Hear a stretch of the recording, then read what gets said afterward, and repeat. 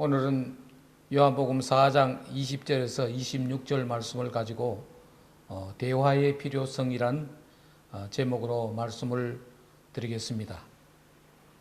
삶에 있어서 절실히 필요한 것들 중에 유통을 빼놓을 수가 없습니다. 물이 흘러가고 공기가 흐르듯이 인간 상호 간에도 서로 간에 오고 가는 것이 필요한 것입니다. 그것은 서로 간의 교류로서 그 중에 으뜸이 바로 대화인 것입니다. 오늘 성경 본문은 예수께서 사마리아 수가라 하는 동네를 지나시다가 그곳에 야곱의 우물이라는 곳에 머물러 있을 때에 그곳에서 한 여인을 만나 대화를 나눈 것을 기록하고 있습니다.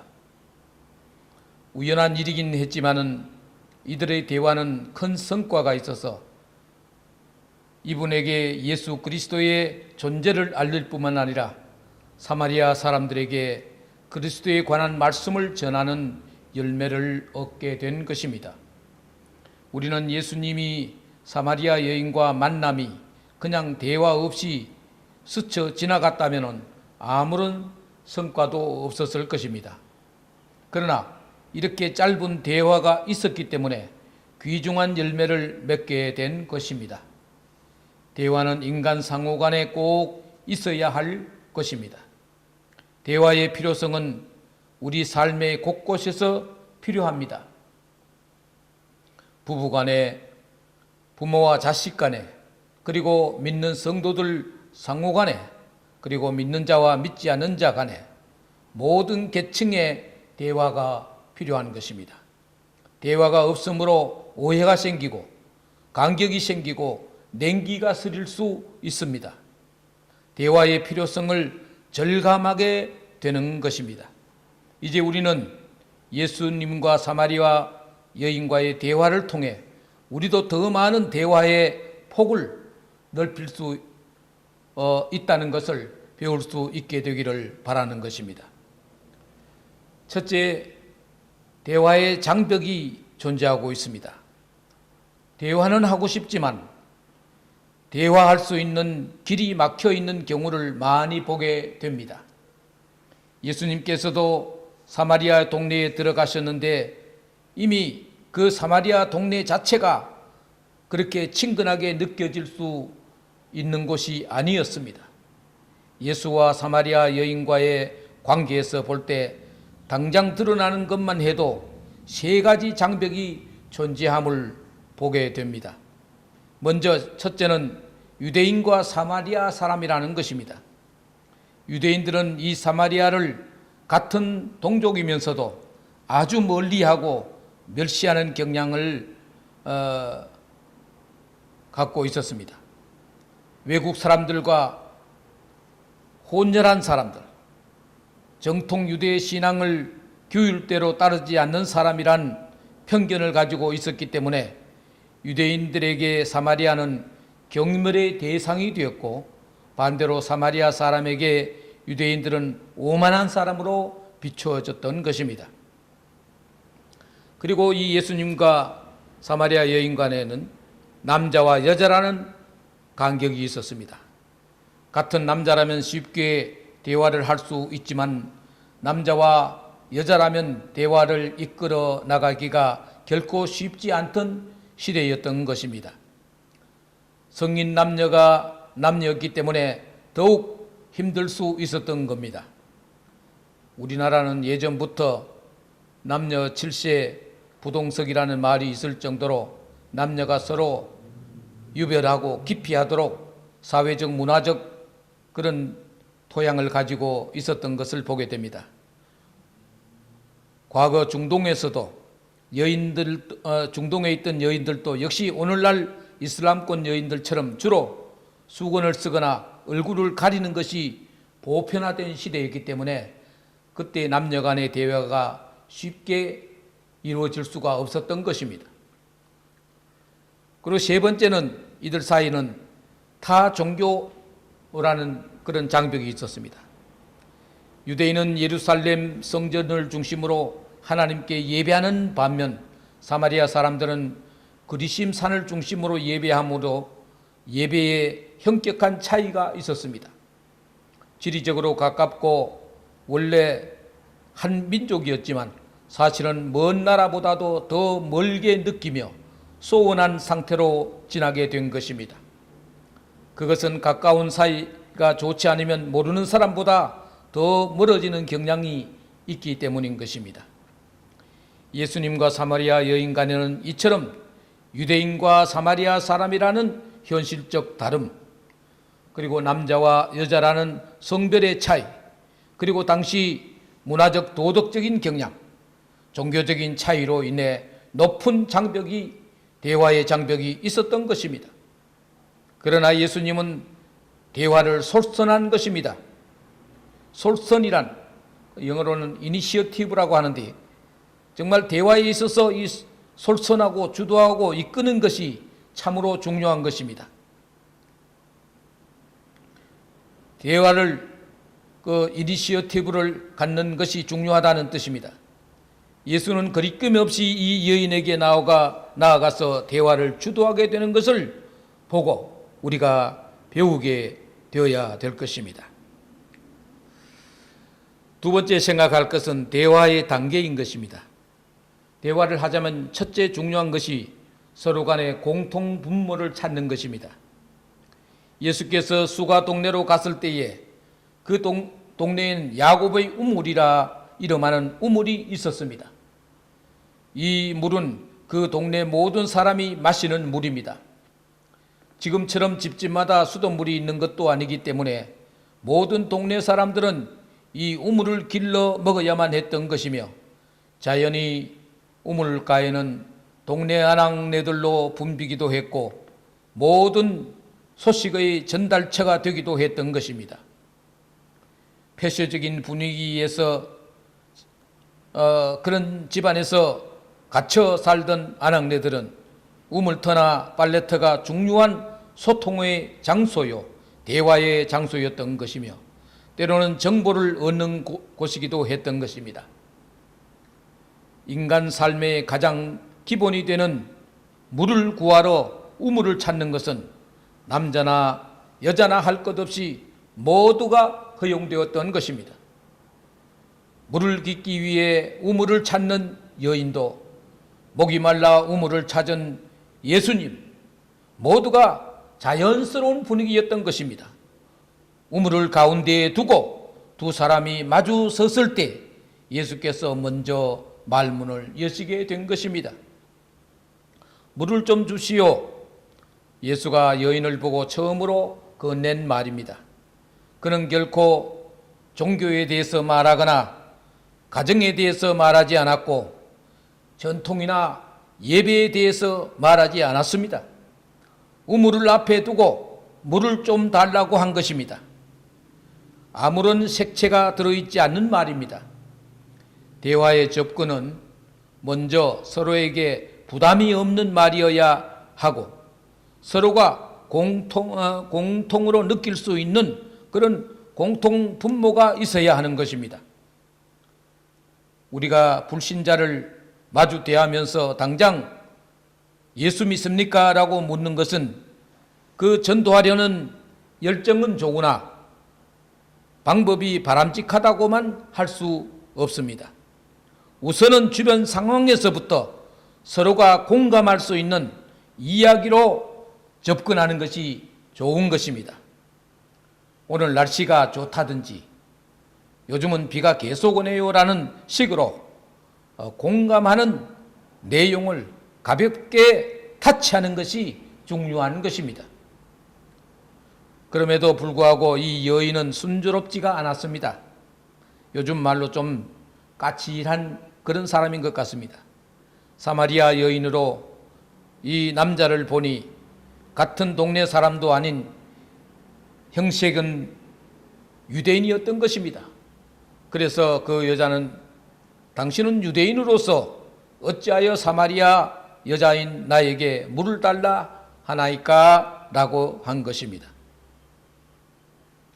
가장 평이하게 가장 공통되는 분모를 찾아 접근했음에도 불구하고 이 여인이 쉽게 대화에 응하지 않았던 것은 사마리아 사람으로서 그가 유대인에게 받은 서름과 차별 등 억한 심정을 가지고 있었던 것이 표출된 것이라고 보겠습니다.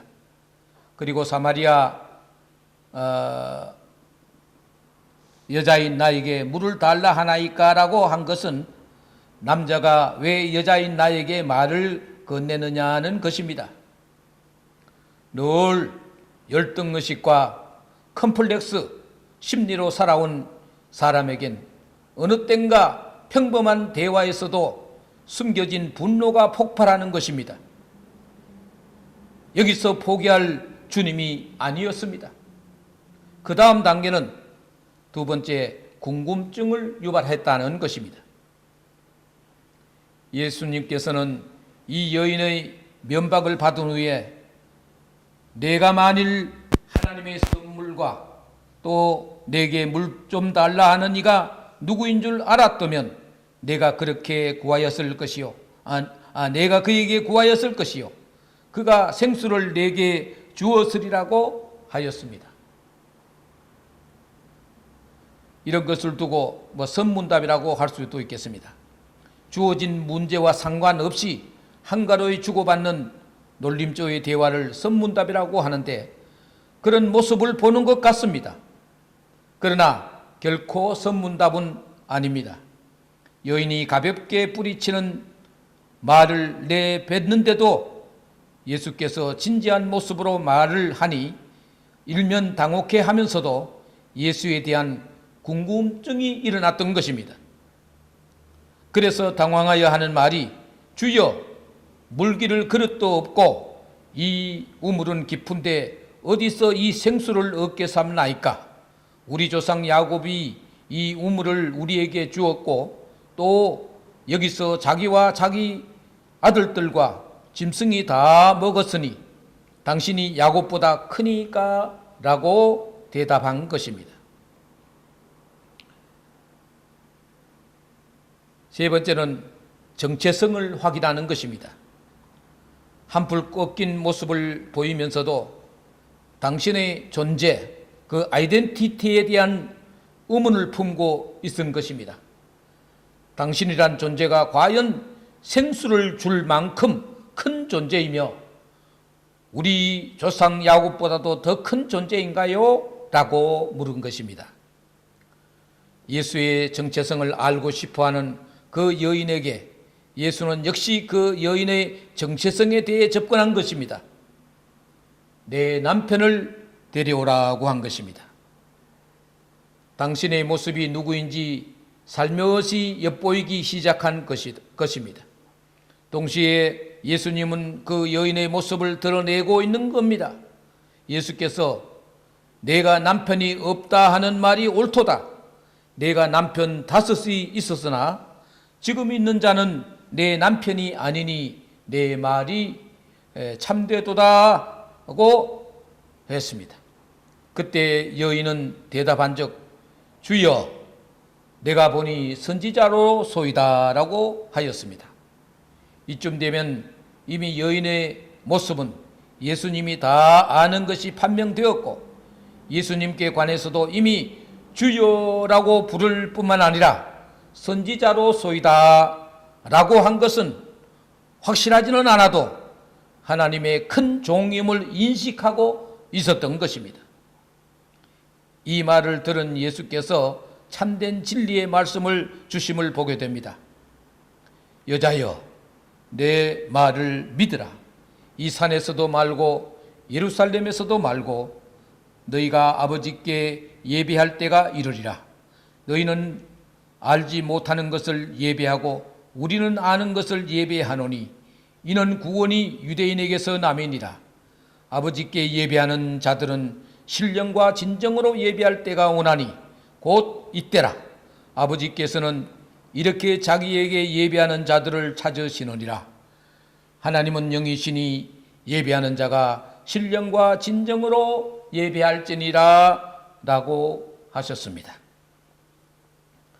물 한 모금에서 비롯된 대화는 차츰 진행되는 과정에서 이 여인의 삶과 행적, 그리고 참된 예배의 모습, 사마리아와 예루살렘을 초월하는 진정한 예배에 이르는 진리까지 접근하게 되었던 것입니다. 그 후 이 여인은 사마리아에 예수를 전파하는 사람으로 변신한 모습을 보게 되는 것입니다. 그냥 지나쳤다면, 그냥 물 한 모금으로 그쳤다면 결코 이룰 수 없었을 이 귀중한 성과를 대화를 통해서 비로소 이루어내셨던 것입니다. 끝으로 우리 성도들에게는, 특별히 우리 성도들에게는 대화가 필요한 것입니다. 경제를 성장시키는 3요소가 있다고 하는데, 거기에는 투자와 소비와 수출이라고 합니다. 투자, 소비, 수출, 알고 보면 결국 이 모든 것이 유통, 서큘레이션인 것입니다. 경제가 잘 되려면 물자나 화폐의 유통에 달려있는 것처럼 인간관계가 잘 되려면 대화가 잘 돼야 되는데, 대화란 말이 바로 유통인 것입니다. 우리 인간 세상에 가장 답답한 것은 서로의 대화가 단절된 것입니다. 유머 가운데 경상도 남자가 퇴근해서 집에 와서 3마디 한다고 합니다. 첫째는 밥도, 두 번째는 넌 아이가 어디 있느냐 묻는 것입니다. 마지막 하는 말이 자자. 유머니까 우리가 웃으면서 듣지만은 실제로 이 말밖에 하지 않는다면 가정생활이 얼마나 삭막하겠습니까? 대화가 필요한 것입니다. 경제가 활성화되지 않을 때는 억지로라도 투자와 소비를 유발하듯이 우리 삶에도 일부러라도 대화를 시작하고 유도하고 이끌어 나가면은 우리 삶의 유통이 원활해지는 것입니다. 공기가 소통되면 신선한 공기가 흡수하게 되듯 대화가 원활하면 우리 삶의 질이 풍성해지는 것입니다. 더 중요한 것은 대화 자체를 막아서는 안 된다는 것입니다. 불신자도 우리의 동포요, 외국인도 같은 하나님의 사람인 것입니다. 할 수만 있다면 모든 사람, 모든 계층의 사람과 대화를 하되, 대화 그 자체를 막는 것은 엄청난 어리석음이 될 수 있다는 것을 알아야 할 것입니다. 대화의 원활한 소통을 통해서 예수님을 통해 배워야 되는 것입니다. 관련성 있는 대화를 늘 합니다. 당신과 나가 어떤 공통점이 있는가? 소가성에서는 물 이야기를 예수님이 하셨습니다. 농부들에게는 씨 뿌리는 이야기를 해주셨습니다. 어부들에게는 고기 잡는 이야기를 하심으로 우리 예수님은 대화를 잘 이끌어 가신 것입니다. 관련 있는 이야기를 해야 되는 것입니다. 자기만 아는 자기 분야에 자기만의 이야기만 하면은 그 대화는 불과 몇십 분을 넘기지 못하게 될 것입니다. 그래서 우리는 항상 상대방과의 공통 분모를 찾아 대화를 할 때 비로소 하나님에 관한 말씀, 교회에 관한 말씀도 이어질 수 있다는 것입니다. 결론적으로 말씀을 드리겠습니다. 우리 예수님을 가리켜서 이야기꾼이라 혹은 스토리텔러라 이렇게 말하기도 합니다. 예수님의 이야기가 재미가 있고 또 많은 사람들이 흥미있어 했습니다. 많은 비유를 써서 사람들이 알아듣기 쉽게 하신 것이 예수님의 그 말씀의 특징인 것입니다. 그래서 우리는 누구와도 쉬운 대화를 항상 이끌어 나가야 되는 것입니다.